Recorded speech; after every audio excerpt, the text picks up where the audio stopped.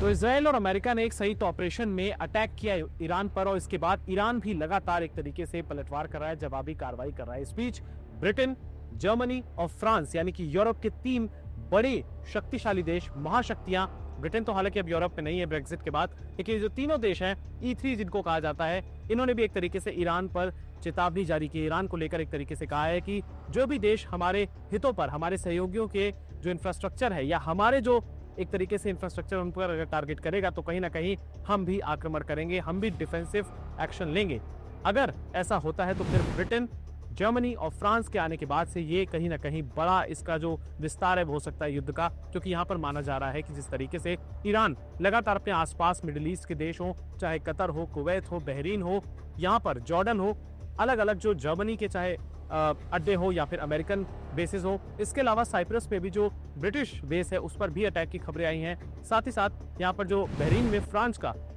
का जो French military naval base है उस पर भी अटैक की खबरें आई हैं। इस बीच इन तीनों देशों की तरफ से 1 मार्च को ये बयान जारी किया गया है कि अगर हमारे जिस तरीके से आप सहयोगियों पर या हमारे हितों पर अगर आप नुकसान बनेंगे, अगर हितों को आप टकराएंगे तो फिर कहीं ना कहीं हम भी डिफेंसिव एक्शन लेने के लिए मजबूर हो जाएंगे। मैं आपको बता दूं कि जिस तरीके से ग्रीनलैंड के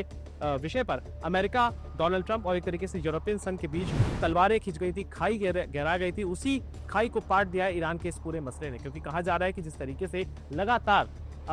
डोनाल्ड ट्रंप के क्लेम्स के बाद कि डोनाल्ड ट्रंप चाहते हैं कि वो ग्रीनलैंड को ले लें, उसके बाद लगातार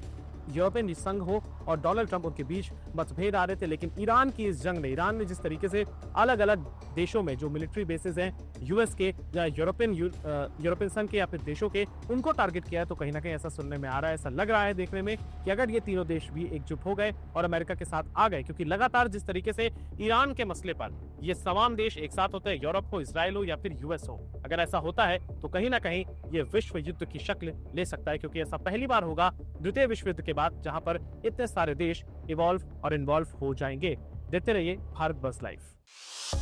भारत बस लाइव, हर खबर में भारत।